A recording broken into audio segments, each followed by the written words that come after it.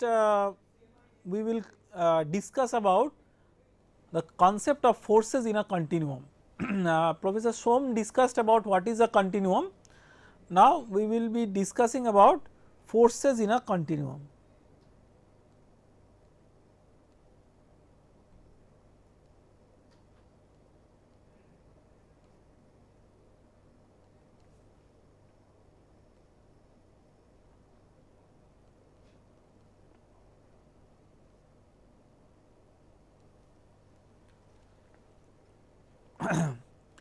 Now, when we consider forces in a continuum, there are two types of forces.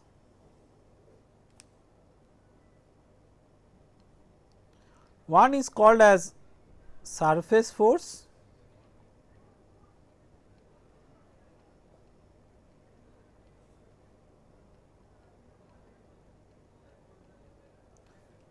another is called as body force.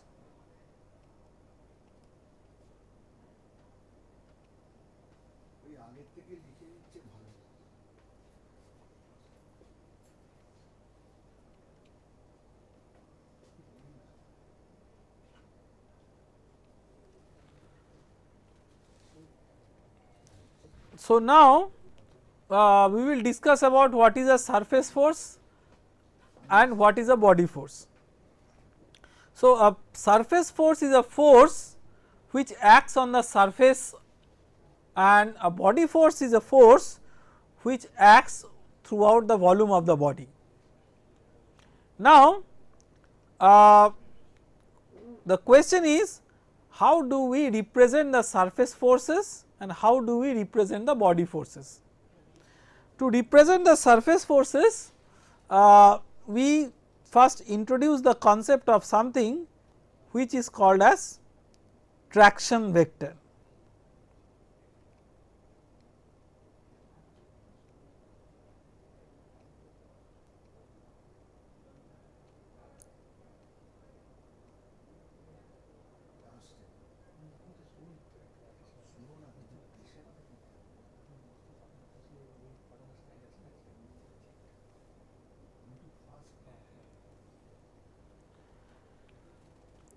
So, traction vector we represent in the following way.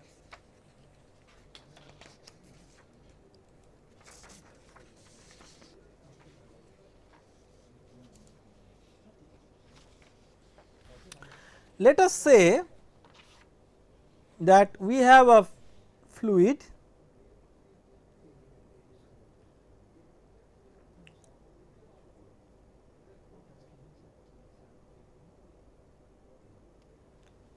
with a volume of V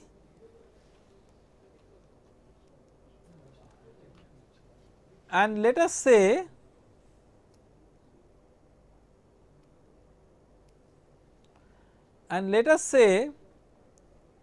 that we have a small element chosen which we shade here. This small element is of volume delta V and the surface area that is represented by the small element delta V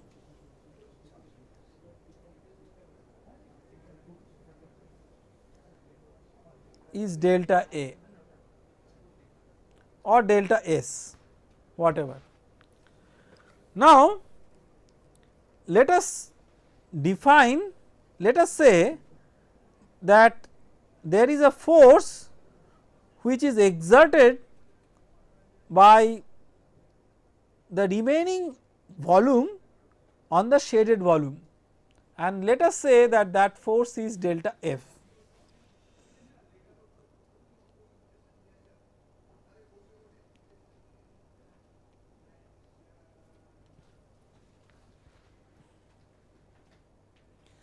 So, now if we, so this delta F is a vector,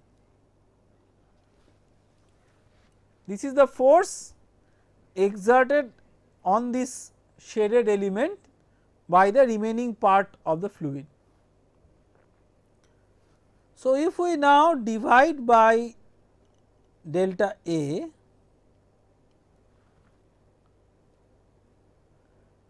and let us say that we take the limit as delta A tends to 0,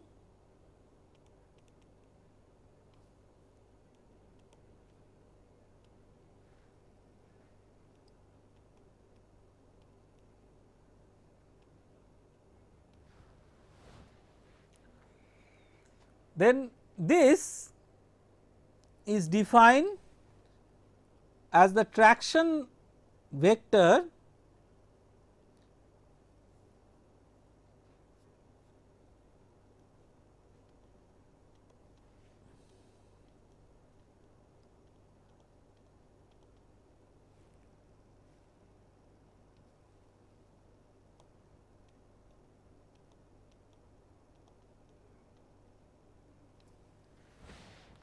this is defined as the traction vector.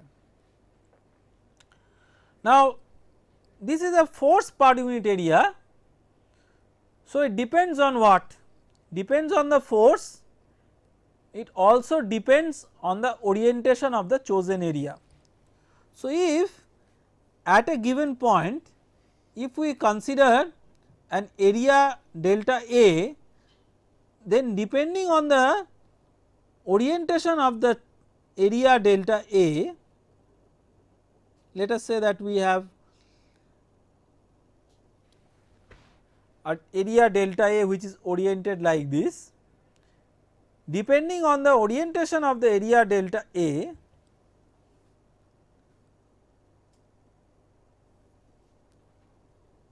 this deeply shaded location is the area delta A. Depending on the orientation of this area delta A, you will get different values of delta F by delta A, although delta A may be in same in magnitude. For example, let us say that instead of this,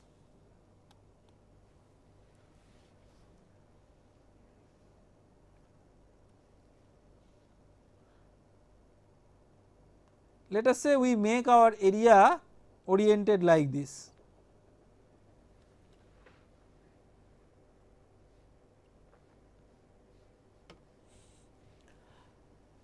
So, if we make our area oriented like this, then even though delta A is the same, you will still have difference in delta F by delta A. So, what we can conclude from here is that delta F by delta A not only depends on the delta F, but also depends on the orientation of delta A. Now, how do we designate the orientation? Let us draw a separate schematic to understand. So, if we have an area like this, we draw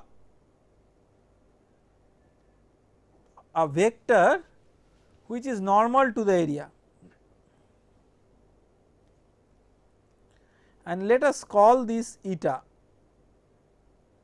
which is the unit normal vector. So, what we can say from here is that this traction vector T, it depends on the orientation of the area as given by the unit normal vector eta. So, from here what we can say is that this is itself a vector T, but what is T depends on the choice of eta. So, what we can say is that this T has its own components. So, we can say it has its x component which is given by I equal to 1,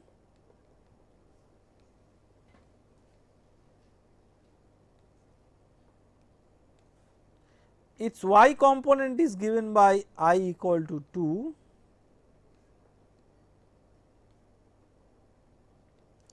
and z component is given by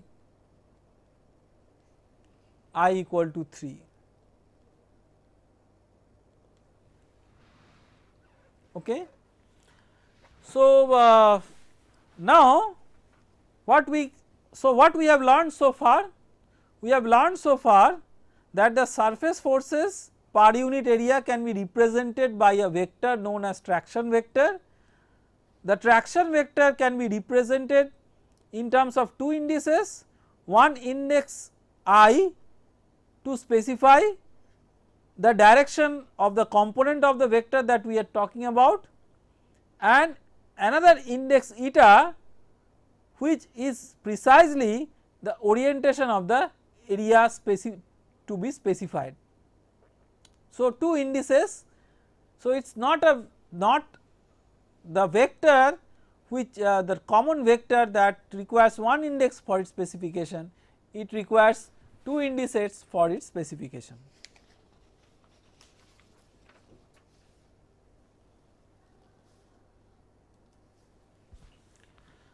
Now, the next important issue is that the orientation of the area can be arbitrary, but there are certain special orientations like an area which is either perpendicular to x axis or perpendicular, which has a direction normal either x axis or y axis or z axis. These are special areas, and for that instead of the notation T, another notation which is used, which is tau.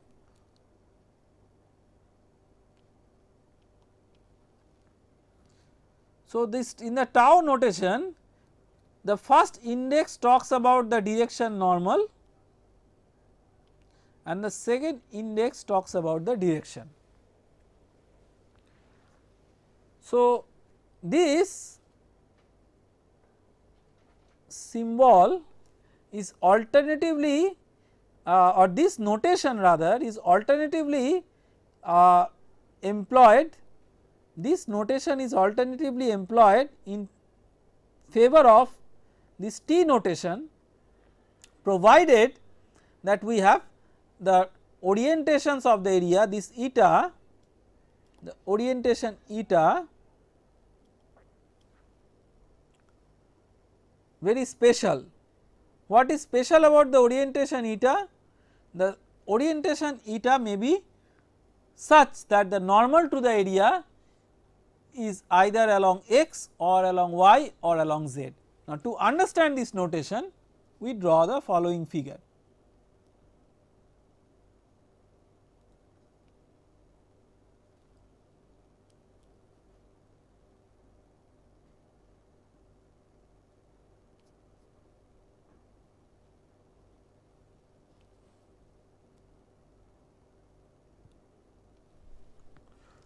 So, what we are essentially trying to draw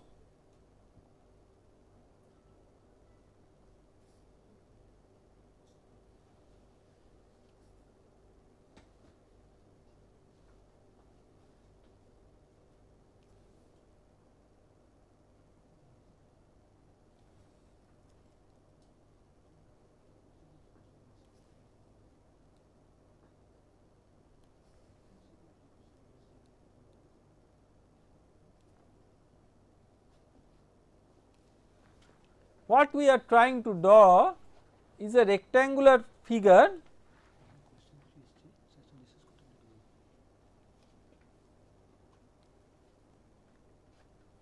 with this axis we call as x1, which is like x axis,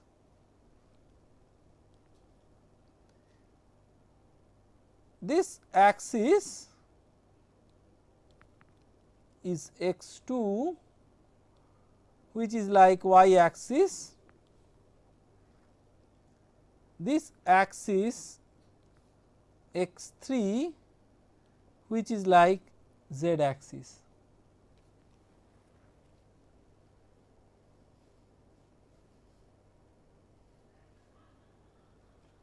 Now, what we are trying to do is we are trying to represent the force per unit area in terms of the notation tau ij or tau eta I.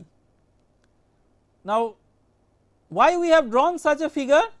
Because in this figure you have 6 faces and each of these faces have either normal direction as x1 or normal direction as x2 or normal direction as x3, which is like x, y or z.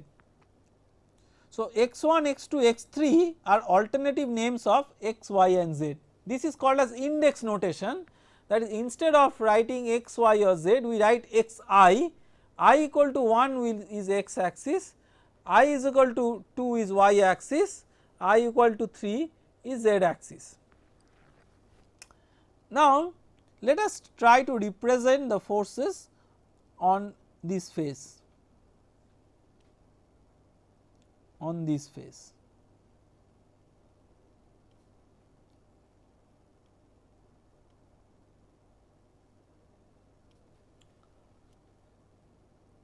So, to do that,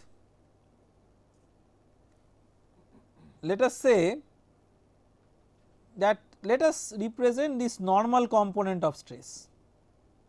All of you are familiar with normal component and shear component. So, let us represent the normal component of stress. So, tau, first index. What is the first index? First index is the direction normal to the area. So, tau, what is the direction normal to the area? Direction normal to the area is x1. So, tau 1. Second index is the direction of action of the force. So, another one. So, tau 1 1. Then we consider the shear components.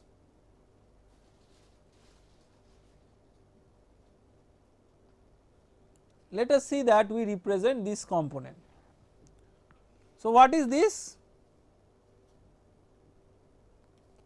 Tau, what is the direction normal to this?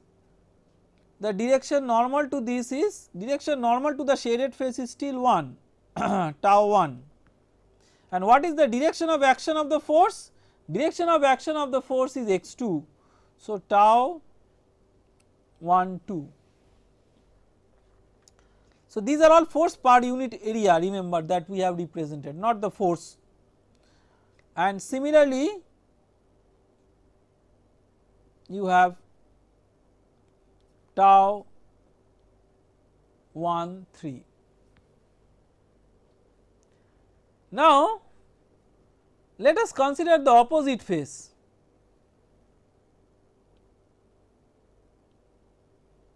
This face.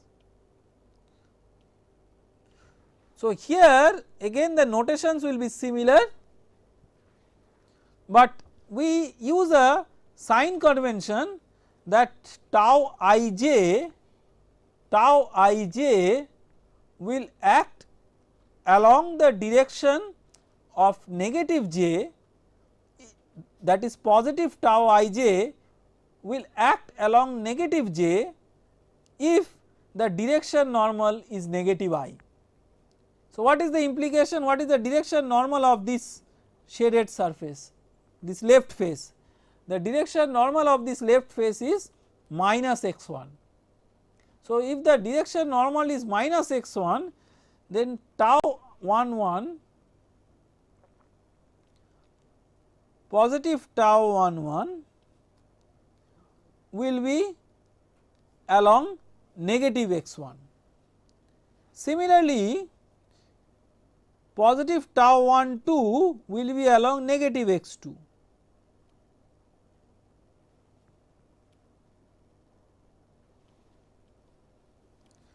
And positive tau 1 3 will be along negative x3.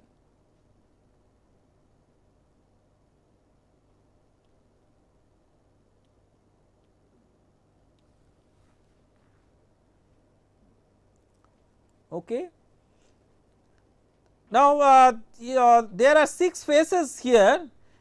I leave it on you as an exercise to complete the representation of tau ij type of notation for all these 6 phases, and I can give you 1 or 2 more examples. Let us consider the top phase. So, the normal stress, normal component of stress tau, what will be the first index, because the normal to this is x2, so the first index is tau 2, and because this force itself is acting along x2, so another 2, so that is tau 2 2. Similarly,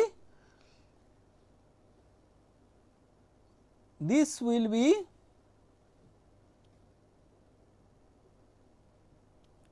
what will be this, the direction normal is 2 and the direction of action of this force is 1. So, tau 2 1, and similarly this will be tau 3 1, tau 2 3, direction normal is 2 and the direction of action of the force is 3. Okay. Now, so far we have understood that how to represent the forces in tau ij notation, or how to represent the traction, to be more specific the force per unit area in the tau ij notation. But we have to understand that this tau ij notation can be used only when the normals are either along x, y or z. What about the situation when the normals are oriented arbitrarily? So, in that case we will show that it is possible to write the traction T in terms of tau ij, and that will be our next exercise.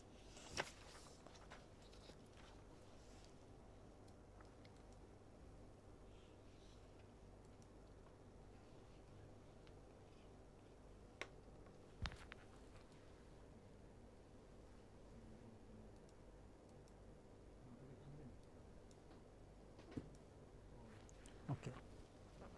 So, let us make a construction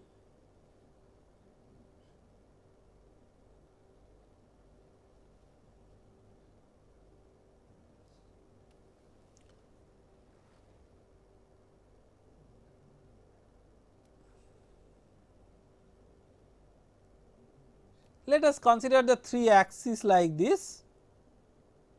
This is x1,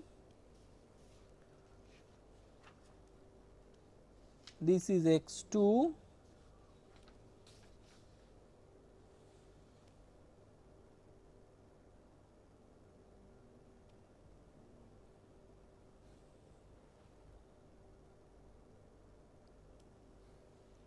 and this is x3. So, what we do is we construct a shape of a fluid element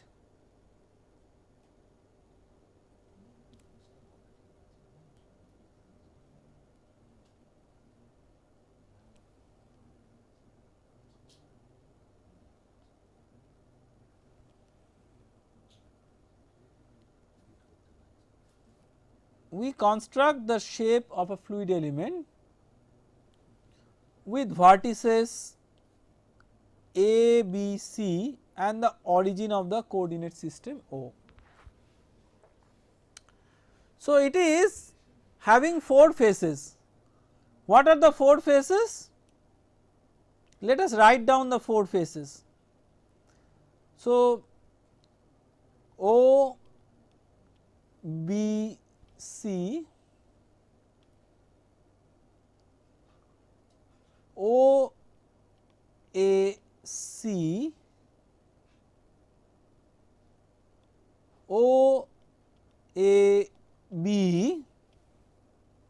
and ABC.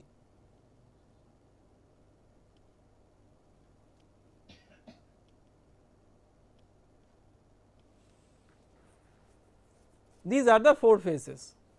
Out of these 4 faces, 3 faces are very particular in nature. And how are these 3 faces particular in nature? The first 3 faces like OBC, OAC and OAB have direction normal either x1 or x2 or x3, but the direction normal of ABC is arbitrary. Let us say that the direction normal of ABC is eta. Now, let us say the area represented by OBC is S1, area represented by OAC is S2 and area represented by OAB is S3 and area represented by ABC is S.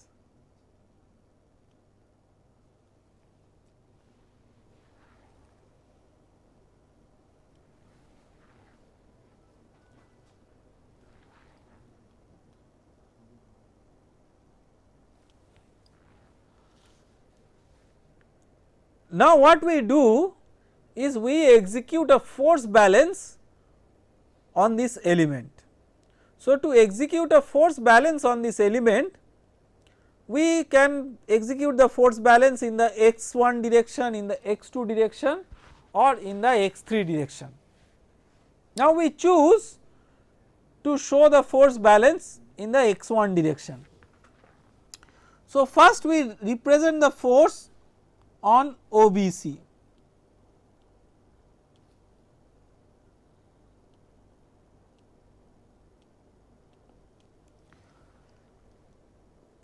What is the direction normal to this? Direction normal to this is minus x1.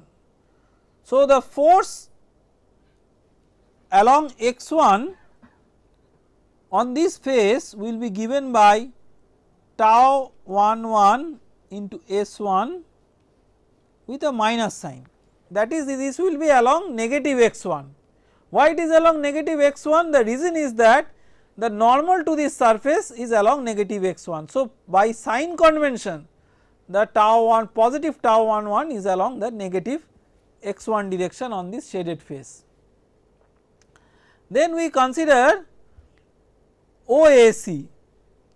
So, for OAC the direction normal is 2. So, let us write this tau, direction normal is 2, we write the force component along 1 is tau 21 into S2, and we have to realize that for OAC the direction normal is x2, therefore, the force along 1 will be acting along the negative x1 direction. So, minus tau 21 S2 and similarly along OAB minus tau 31 S3, this sum total of the surface force, and the fourth surface is ABC. The fourth surface, so with T with subscript 1 because the force along x1 is shown and the normal is eta into S. This is the surface force. This plus we have earlier mentioned that there are two types of forces in continuum mechanics. One is the surface force, another is the body force. So, the surface force plus the body force is the total force that is acting. So, to understand that or to incorporate that, we write plus, let us say B is the body force per unit volume. So, B with subscript 1 is the body force per unit volume along 1. So, it should be multiplied by the volume, as the surface force was multiplied by the area, the body force should be multiplied by the volume. So, B1 times what is the volume? The volume is let us say that h, small h is the height from O to ABC. So, the volume of this is 1/3 into S into H. This is the total force, the surface force plus body force. Now, by Newton's second law, the total force is what? Mass times the acceleration. So, what is the mass? Mass is density, which is rho times 1/3 into S into H times the acceleration along 1.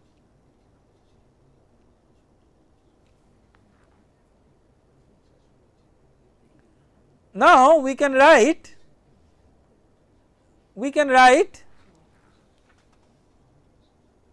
S1.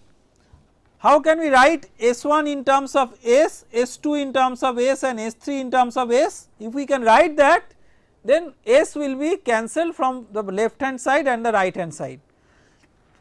Now, to represent that, we note that the direction normal eta for ABC, it has its direction cosines eta 1 along x1. I mean, there are many ways of writing unit vectors, but because most of you are familiar with I, j and k as unit vectors along x, y or z, remember this is x, this is y and this is z.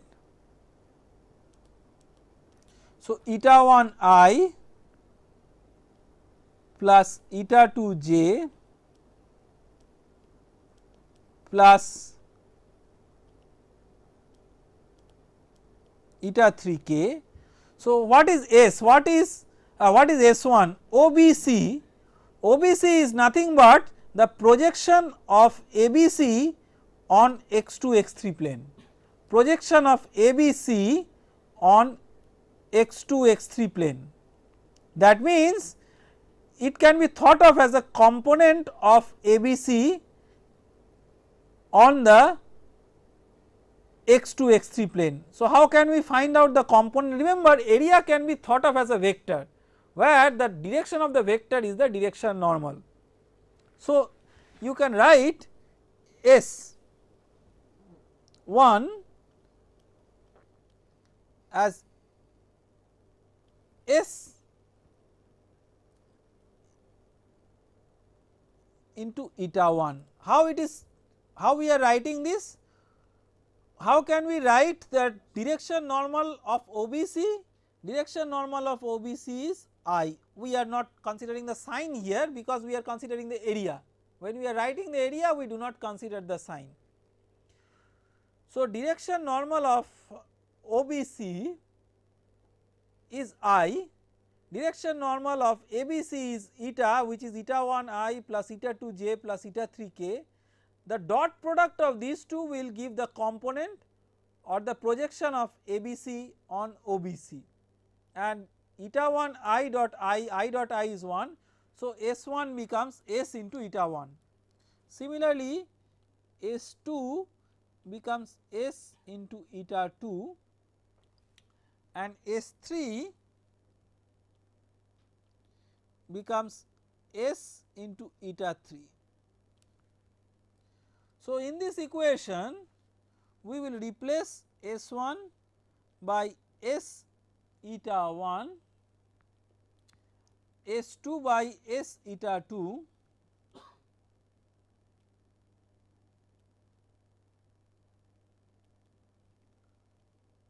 and S3 by S eta 3, and then S gets cancelled from both sides. This is the first observation. So, we are concentrating on this equation and we are simplifying this equation.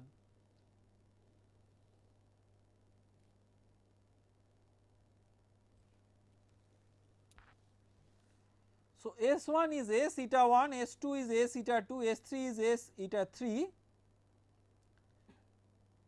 Then we cancel S from both sides.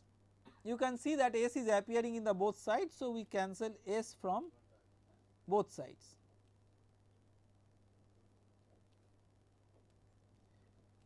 Next, we take the limit as h tends to 0. If we take the limit as h tends to 0, why do we take the limit as h tends to 0? Because we want to represent the traction at a point. If we want to represent the traction at a point, we must shrink the volume ABC so that it shrinks to the point O. ABC shrinks to the point O, that is possible only when you take the limit as h tends to 0. So, if you take the limit as h tends to 0, this term will go away and this term will go away. So, the result we can write in a fresh sheet of paper.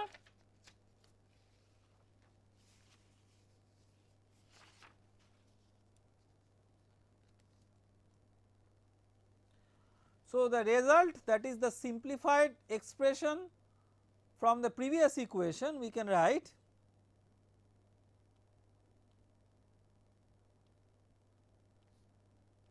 T1 with superscript eta is equal to tau 11 eta 1 plus tau 21 eta 2 plus tau 31 eta 3, right.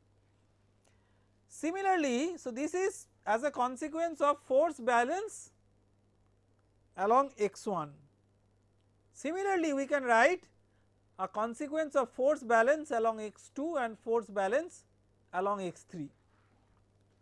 So, let us do that. I mean, we will write similarly without doing it again, because it is a similar thing with just the other directions. So, T2, this is force along x2,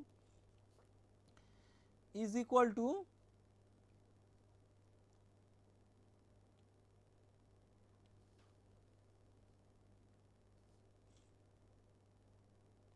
tau 21, sorry. So, when you write T1 eta, your first force was tau 11. So, what is the first one? The first one is the direction normal. So, for the direction 2, what is the direction normal? Direction normal, I will explain it more. So, the direction normal is tau first 2, and then the direction of action of the force for eta 1, it is 1. So, tau 21 eta 1. Then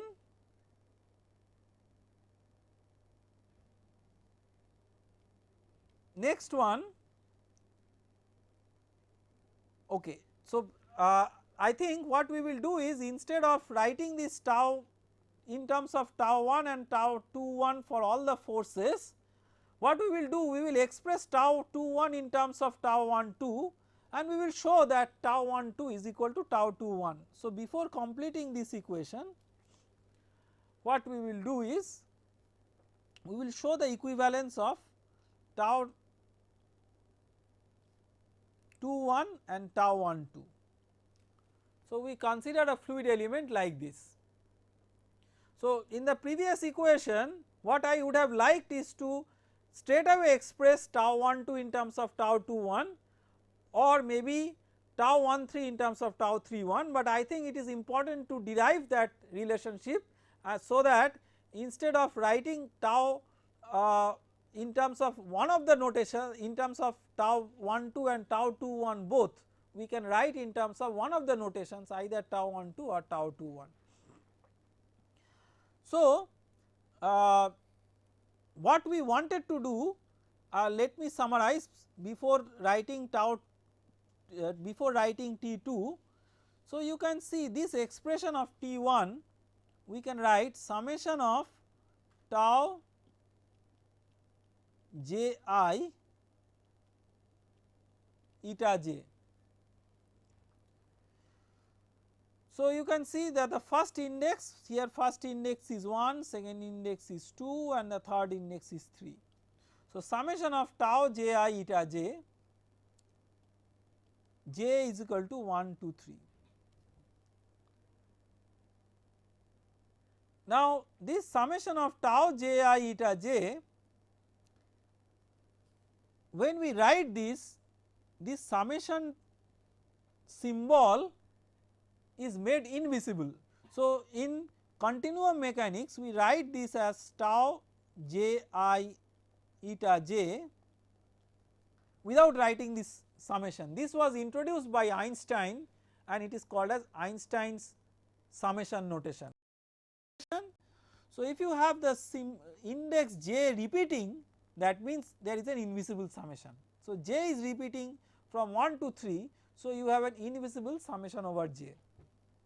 Now, what I was actually attempting before scratching this equation, I was attempting to straight away write tau 1 2 in terms of tau 2 1 and write tau 2 1 and tau 1 2 are the same. So, either writing tau 2 1 or writing tau 1 2, but I think we first should need to establish the equivalence of tau 1 2 and tau 2 1 before writing that. So, to establish that I have drawn a figure where the directions are like this x1 and x2. So, the direction normals are like this, this is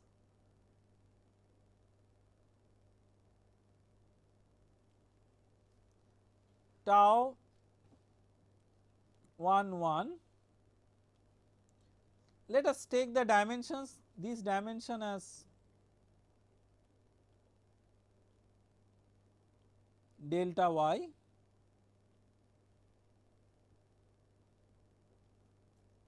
and this dimension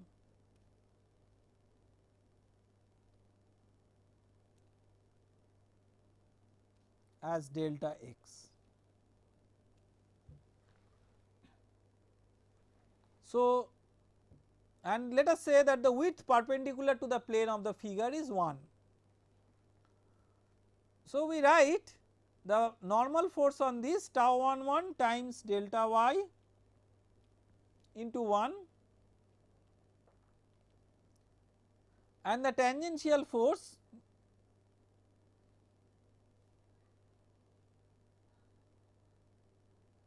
what will be the name of this tau? The first index is the direction normal. So, tau 1 and the second index is the direction of action of the force. So, tau 1 2 times delta y, right. I hope all of you can follow this, but if we cannot follow, later on we can take some questions. Similarly, on this face you have tau 1 1 into delta y. Remember that this face has normal as the negative x1 axis. So, tau 1 2, the positive tau 1 2 will be acting along negative x2. So, this is tau 1 2 into delta y.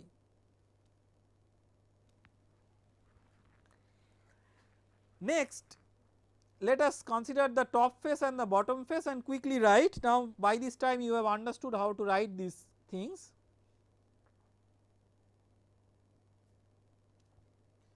So this is tau, direction normal is 2 and direction of action of the force is 2. So tau 2 times the area delta x, and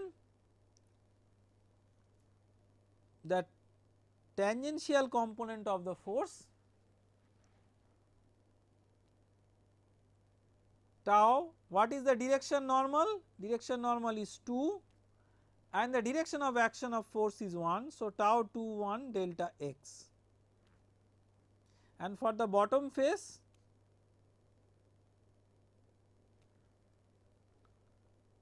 tau 2 into delta x and delta x, and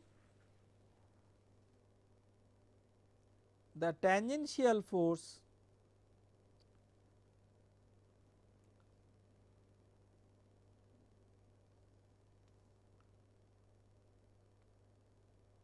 tau 1 times delta x. You can see that the force is along the negative x1 direction because the normal is along negative x2 direction. Now you can see that all these forces, out of all these forces the normal forces pass through the centroid of the rectangular fluid element. Let us say the centroid of the fluid element is O. Now for the equation that was shown for the element before, we considered the translational equilibrium. Now we will be considering the rotational equilibrium. So to consider rotational equilibrium, we will write resultant moment of all forces, resultant moment of all forces about the an axis passing through O is equal to moment of inertia I with respect to the same axis times the angular acceleration alpha. So to do that, now moment of the forces, you can see the normal forces will have no moment with respect to O because all the normal forces will pass through O, but the tangential forces tau 2 and here and tau 2 here, they will form a couple which is tau 2 times delta y times the couple arm is delta x.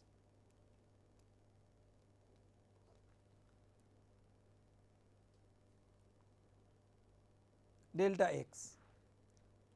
This is anti-clockwise, so we consider positive, and for the upper and the lower face the couple, the force is tau 1 into delta x and the couple arm is delta y, and because it is clockwise we write minus. So minus tau 1 into delta x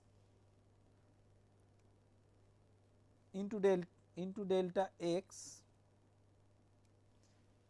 into delta y. So this is nothing but the moment of inertia. Moment of inertia is right what, some constant k into mass, mass is delta x into delta y into 1 delta x into delta y into 1 into rho into delta x square plus delta y square. This k is 1 by 12. if it is a rectangular element. So, 1 by 12 into delta x square delta y square, this times alpha. Okay. Now, you take the limit as delta x delta y tends to 0, and the reason for taking that limit is pretty clear, because if you take the limit as delta x delta y tend to 0,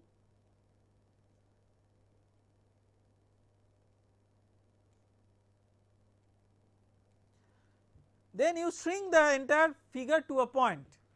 If you shrink the entire figure to a point, when you take delta x delta y tends to 0, the right hand side this becomes 0, and then delta x delta y you can cancel from both sides because it is not equal to 0, and then you get the very important result tau 1 2 is equal to tau 2 1.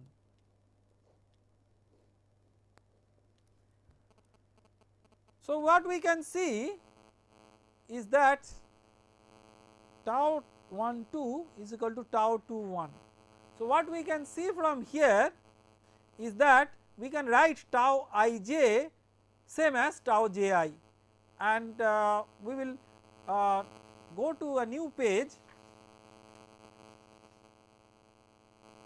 to write. Now, T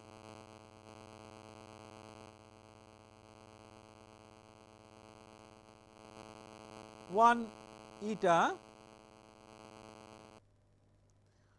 it was summation of j is equal to 1, okay, let me write it again, summation of j is equal to 1 to 3 tau j 1 eta j. Now, we can replace tau j 1 with tau 1 j.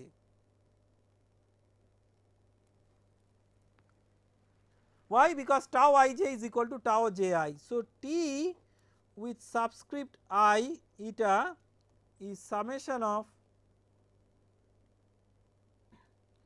tau I j eta j. This is a very important result.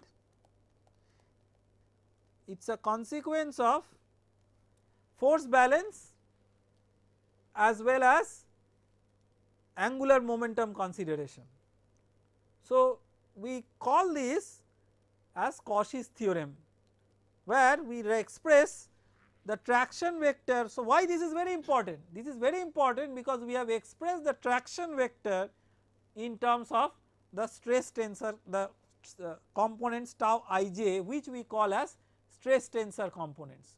So, I will tell you that what is so peculiar about this tau I j or stress tensor components before we break for lunch. So, we just write this in a matrix form.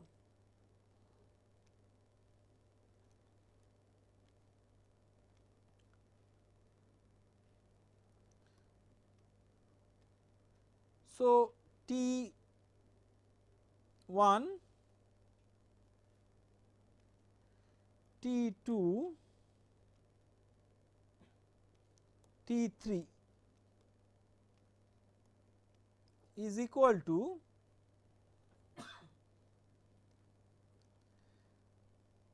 tau 1 1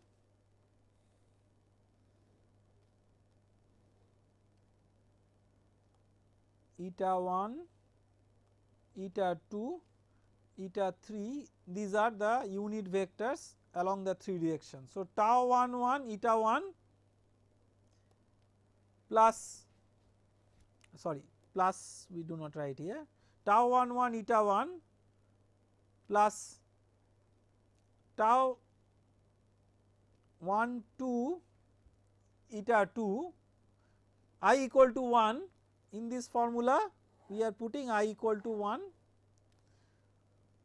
So, tau 1 2 eta 2 plus tau 1 3 eta 3. Then in this formula we put I equal to 2. So, tau 2 1 eta 1 plus tau 2 2 eta 2 plus tau 2 3 eta 3, and finally we put I equal to 3. So, tau 3 1 eta 1 plus tau 3 2 eta 2 plus tau 3 3 eta 3. So, we see that the traction vector is a vector which is on an arbitrary plane. We are expressing this traction vector in terms of components tau ij, which we call as stress tensor components. These stress tensor components are applicable on special planes, where the direction normals are either x1 or x2 or x3. So, we are able to relate the surface forces on an arbitrary plane with the surface forces on planes which are having normal either x1 or x2 or x3, and that we achieve by this transformation. This transformation essentially transforms the unit normal vector to the traction vector, and the transformation that transforms this vector, a unit normal vector, to the traction vector, this transformation is called as a second order tensor.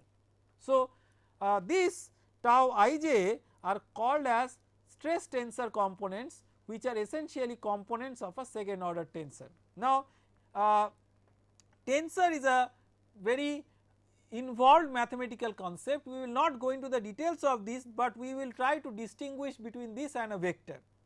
So, a vector, when we write a force F, it requires one index I for its specification, but when we are writing tau ij, it requires two indices for its specification, one index for the direction normal and the other index for the direction of action of the force.